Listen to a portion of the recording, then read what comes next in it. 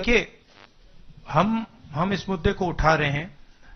मेरी जिम्मेदारी है एज एलओपी इस मुद्दे को उठाना।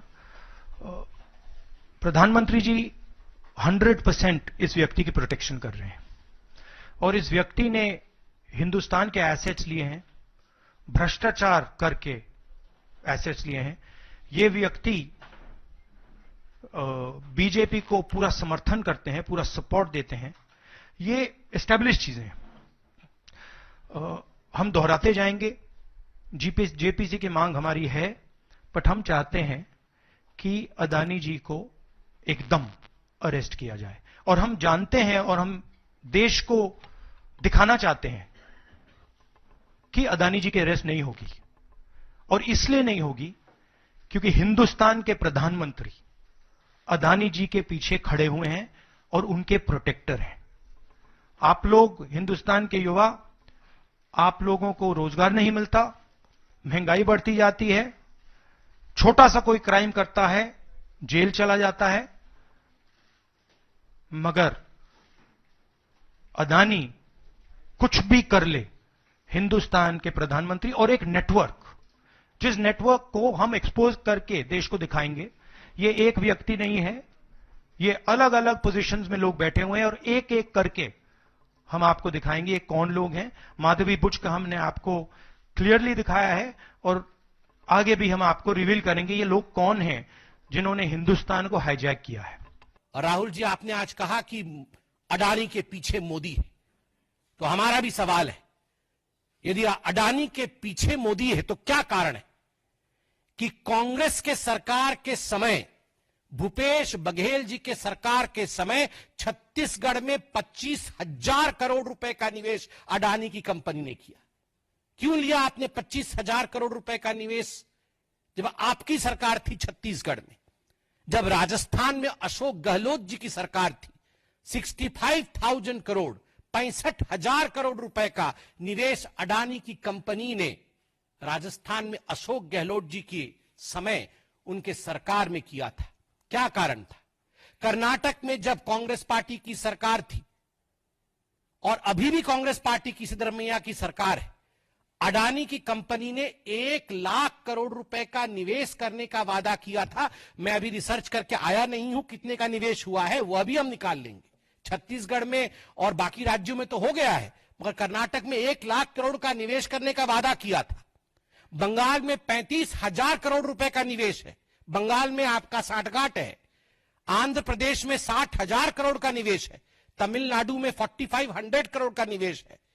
19 अक्टूबर 2024 को अडानी फाउंडेशन ने रेवंत रेड्डी, जो कि तेलंगाना के मुख्यमंत्री हैं, उन्हें 100 करोड़ रुपए उनके फाउंडेशन को डोनेशन दिया था कौशल विकास, स्किल अपलिफ्टमेंट के लिए। क्यों लिया था डोनेशन? एक करप्ट व्यक्ति से आपने डोनेशन क्यों लिया? आपकी सरकार ने डोनेशन क्यों लिया? निवेश भी नहीं, डोनेशन लिया 100 करोड़ का। 23 जनवरी 2024, 23 जनवरी 2024, रेवंत रेड्डी जी, जो कि तेलंगाना के मुख्यमंत्री हैं, वर्ल्ड इकोनॉमिक फोरम में वो लीड करते हैं और तेलंगाना की कांग्रेस की सरकार 12,400 करोड़ का एमओयू साइन करती है अडानी ग्रुप के कंपनियों के साथ, 12,400 करोड़ रुपए का। राहुल जी, कौन जवाब देगा? क्या आप और रेवंत रेड्डी अलग है? क्या आप और अशोक गहलोत अलग है? क्या आप और भूपेश बघेल अलग है? या इनका जवाब भी आप ही को देना पड़ेगा? अदानी जी का अरेस्ट होना चाहिए और जो भी इस मामले में इन्वॉल्व है उस पर कार्रवाई होनी चाहिए, चाहे वो कहीं का भी हो, कोई भी हो। हाँ सिद्धार्थ, आपने स्टेट्स के नाम लिए, राजस्थान भी इसमें इन्वॉल्व है। कुछ ही महीने पहले बीजेपी की सरकार ने इसी तरीके का कॉन्ट्रैक्ट राजस्थान में किया, and which is the other state, and Maharashtra में भी बीजेपी की सरकार ने ऐसा ही कॉन्ट्रैक्ट किया है। वही कॉन्ट्रैक्ट छत्तीसगढ़ में था। तो मेरा कहना है, जहां भी ये हुआ है, चाहे ऑपोजिशन की सरकार हो, चाहे बीजेपी की सरकार हो, इन्वेस्टिगेशन होना चाहिए, पनिशमेंट होनी चाहिए। मगर मेन बात है, जो किंग पिन है, जो सेंटर है, उसको जेल में जाना चाहिए, अरेस्ट होना चाहिए और उसका इन्वेस्टिगेशन होना चाहिए, इंटरोगेशन होना चाहिए, पता लगाना चाहिए कि इसके पीछे कौन है। ये पूरा मामला जुलाई 2021 से फरवरी 2022 के बीच का है। जुलाई 2021 से फरवरी 2022 के बीच का है। और उस समय जो 4 राज्य में SDC, state distribution company, electricity distribution company, वो स्टेट की ही प्रॉपर्टी होती है, स्टेट गवर्नमेंट की। छत्तीसगढ़ की सरकार, छत्तीसगढ़ में किसकी सरकार थी? कांग्रेस पार्टी की, भूपेश बघेल जी की सरकार छत्तीसगढ़ में उस समय मौजूद थी। डॉक्यूमेंट्स में भी मौजूद है। उस समय आंध्र प्रदेश में, जहां सबसे ज्यादा लेन देन के विषय में चर्चा हुई, दीज आर ऑल एलिगेशंस, ये जो तथाकथित लेन देन के विषय में बातचीत हुई है, सर्वाधिक आंध्र प्रदेश में हुई है। किसकी सरकार थी आंध्र प्रदेश में? क्या भारतीय जनता पार्टी की सरकार थी? नहीं। क्या हमारी समर्थित सरकार थी? नहीं। किसकी सरकार थी? वाईएसआरसीपी की सरकार थी। उस समय तमिलनाडु में, क्योंकि तमिलनाडु का नाम भी इसमें आता है, उनके स्टेट डिस्ट्रीब्यूशन कंपनी का नाम आता है। किसकी सरकार थी? डीएमके, आपके सहयोगी स्टालिन जी की सरकार थी, डीएमके की सरकार थी। उस समय उड़ीसा में किसकी सरकार थी? बीजेडी की सरकार थी। तो स्वाभाविक रूप से ये चारों राज्य जिसका जिक्र डॉक्यूमेंटेशन में सामने आया है, यूएस में सामने आया है, उन चारों राज्य में ना तो हमारे मुख्यमंत्री थे और ना ही हमारी समर्थित सरकार थी, कांग्रेस और उनके सहायक दलों की सरकार थी। और आज राहुल जी ने अपने प्रेस कॉन्फ्रेंस में कहा है कि उन्हें कोई आपत्ति नहीं यदि किसी भी पूर्व मुख्यमंत्री से या उनके पूर्व नेता से पूछताछ हो। तो ठीक है, भूपेश बघेल जी से पूछताछ हो, हमें भी कोई आपत्ति नहीं है।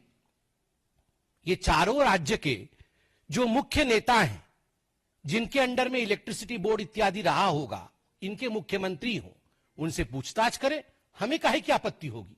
आप केस करिए ना, आप केस करिए, बिल्कुल पूछताछ करिए। आपने कहा कि हम बहुत दिनों से ये अदानी जी का मुद्दा उठा रहे हैं और आपने कहा कि कुछ हो नहीं रहा है, और मैं इसको हिंदी में दोहराना चाहता हूं, ये गलत है। बहुत कुछ हो रहा है। जो नरेंद्र मोदी जी की जो क्रेडिबिलिटी थी उसको हमने चूर चूर कर दिया है। पूरा देश जानता है कि नरेंद्र मोदी और अदानी जी एक हैं। पूरा देश जानता है कि इंडिया में अदानी जी सेफ हैं और उसका कारण नरेंद्र मोदी है। और आप ये मत सोचिए कि हम इस बात को छोड़ देंगे। हम आस्ते आस्ते आस्ते आस्ते देश को ये पूरा का पूरा नेटवर्क दिखा देंगे। ये कौन लोग हैं, कहां बैठे हैं, किस किस स्ट्रक्चर में बैठे हैं। माधवी बुच हमारा पहला उदाहरण था। हमने दिखाया कि माधवी बुच ने अपना काम नहीं किया, उसका कारण था, उसका कारण भ्रष्टाचार था, उसका कारण कॉन्फ्लिक्ट ऑफ इंटरेस्ट था। हमने दिखाया, उनको हटाया नहीं गया है। बट देश जानता है और हिंदुस्तान का हर रिटेल इन्वेस्टर जानता है कि Madhabi Buch is corrupt and Madhabi Buch is protecting mister Adani. Rahul ji ने आज बार बार कहा मोदी जी की क्रेडिबिलिटी खत्म हो गई। मोदी जी आज से क्रेडिबल नहीं रहे। अडानी के पीछे मोदी जी खड़े हैं, इसलिए आज से उनकी क्रेडिबिलिटी ग्लोबल स्तर पे खत्म हो गई। राहुल जी कान खोल के सुन लीजिए, ये मोदी जी की क्रेडिबिलिटी को समाप्त करने की चेष्टा और कोशिश कोई आप पहली बार नहीं कर रहे हैं। सन 2002 से मोदी जी की क्रेडिबिलिटी को ध्वस्त करने की चेष्टा आप, आपकी माताश्री और आपकी पार्टी लगातार कर रही है। मौत के सौदागर से तुम नीच हो, पाकिस्तान में जाकर मोदी को समाप्त करना है, से चौकीदार चोर है तक, ऐसे 100 गालियां मैं गिनवा सकता हूं जहां आपने कहा कि मोदी की क्रेडिबिलिटी खत्म हो गई है और मोदी के इमेज पर डेंट पड़ गया है। मगर राहुल जी, जब आप पीसी कर रहे थे और जब मैं पीसी कर रहा हूं, तो हमारे देश के आदरणीय प्रधानमंत्री नरेंद्र मोदी जी की क्रेडिबिलिटी आज इतनी हाई है कि हमारे देश से कोसों मील दूर, हजारों मील दूर दूसरे देश में आज हाईएस्ट सिविलियन अवार्ड उन्हें दिया जा रहा है। यह है मोदी की क्रेडिबिलिटी। ना मौत के सौदागर से मोदी जी की क्रेडिबिलिटी पे डेंट पड़ा, न चौकीदार चोर है कहने से मोदी जी की क्रेडिबिलिटी पे डेंट पड़ा। क्योंकि देश की जनता जानती है कौन क्रेडिबल है और किसकी क्रेडिबिलिटी नहीं है। देश की जनता सटीक भाव से जानती है